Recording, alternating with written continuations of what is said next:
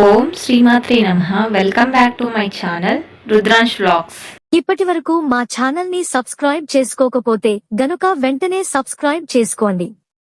ఇంకా మా నుంచి వచ్చే వీడియో ప్రతి అప్డేట్ సబ్స్క్రైబ్ చేసుకున్న తరువాత పక్కనే ఉన్న బెల్ ఐకాన్ ని ట్యాప్ చేయండి. మీరు చేసే ప్రతి ఒక్క లైక్ మా ఛానల్ కు సపోర్టివ్ అండ్ ఎంకరేజింగ్ కూడా ఉంటుంది. మరి వీడియోలోకి వెళితే గనుక ఆక్వేరియస్ 360 ఏళ్ల తర్వాత కుంభరాశి వారికి ఒక స్త్రీ కారణంగా 100% జరిగేది ఇదే. శతభిషం 1, 2, 3, 4 పాదాలు, పూర్వభద్ర 1, 2, 3 పాదాలలో జన్మించిన వారు కుంభరాశికి చెందుతారు. కుంభరాశి 11వది ఈ రాశికి అధిపతి ఉంటారు. అయితే ఈ రాశి వారు ఎక్కువగా ఆనందంగా ఉండడానికి ఇంపార్టెన్స్ ఇస్తారు. అధికంగా జ్ఞాపక శక్తి ఉంటుంది. ఒక పట్టు కలిగే ఉండాలి అనుకుంటారు. కాని ఆ పనిని కూడా సరిగ్గా చేయలేరు. ఇక మంచి చెడు ఆలోచించిన తర్వాత ఒక పనిని మొదలు పెడతారు. కాని ఈ లోపుగానే ఈ పనికి సంబంధించినటువంటి పనులు ముందుకు వెళ్లిపోతూ ఉంటాయి. ఇంకా వీళ్లకి అతీంద్ర విద్య మీద ఎక్కువగా ఆసక్తి ఉంటుంది. అయితే మీరు ఏ పని చేసినా కూడా అది మనస్ఫూర్తిగానే చేస్తూ ఉంటారు.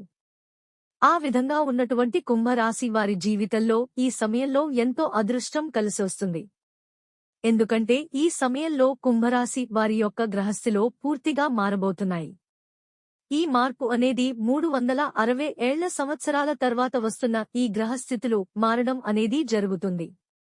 కాబట్టి ఈ సమయంలో వీరికి విపరీతమైన అదృష్టం కలుగుతుంది.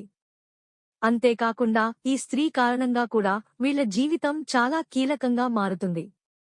మరి ఆ స్త్రీ ఎవరో కాదండి, కుంభరాశి వారి యొక్క తల్లి అని ప్రత్యేకంగా చెప్పొచ్చు.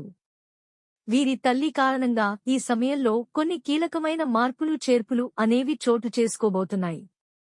మరి అది ఏంటో చూసినట్లయితే వీరికి మిశ్రమ ఫలితాలు పొందుకునే అవకాశం కనిపిస్తుంది.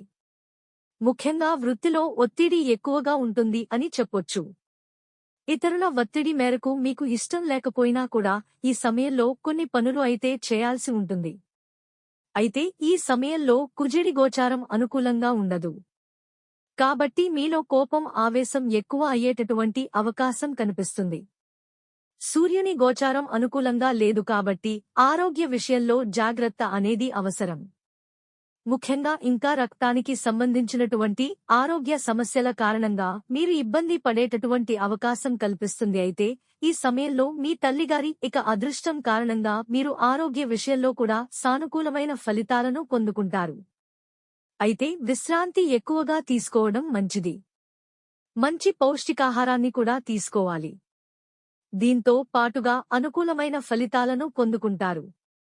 ఈ సమయంలో మీ జీవిత భాగస్వామి నుంచి మీకు విపరీతమైన సహకారం లభిస్తుంది. దీని కారణంగా వృత్తిపరంగా ఇతర పనులు పరంగా కూడా మీరు పడుతున్న ఆందోళనలు ఏవైతే ఉన్నాయో అవి ఈ సమయంలో తగ్గేటటువంటి సూచనలు కనిపిస్తున్నాయి. అదేవిధంగా మీ సంతానం విషయంలో కూడా మీరు విపరీతమైన ఆనందానికి లోనై ఎన్నో శుభవార్తలు మీరు వినడం జరుగుతుంది.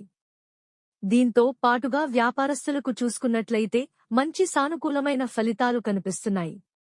ముఖ్యంగా ఖర్చీల కారణంగా భాగస్వాములు సమస్య కారణంగా వ్యాపారం ఇప్పటివరకు మందకుండగా సాగుతున్నట్లయితే వీటన్నిటి నుంచి కూడా విముక్తి పొందుతారు.